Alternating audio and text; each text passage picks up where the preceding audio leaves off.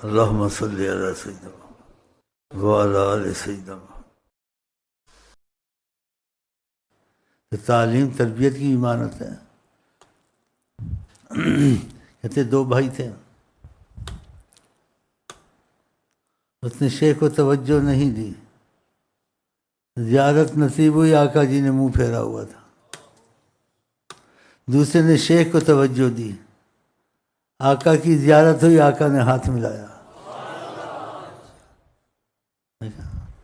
فنا فی الشیخ، وہ ٹپا مارتا تھا بیچ میں سے، ٹپا نہیں مارا جاتا، وسیلے سے آگے ہونا پڑے گا، وسیلے کو توڑ کے نہیں ہوگا۔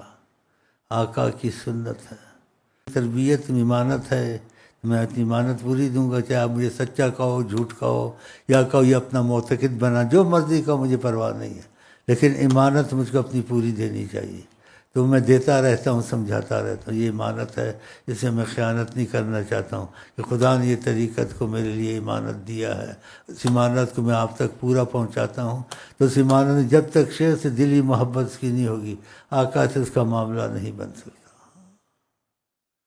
تو آقا جی نے اس کی طرف رخ دیا، اور جس نے آقا شیر کو رخ نہیں دیا، آقا نے رخ پھیر لیا، اس سے توجہ ہی نہیں دی اس کی۔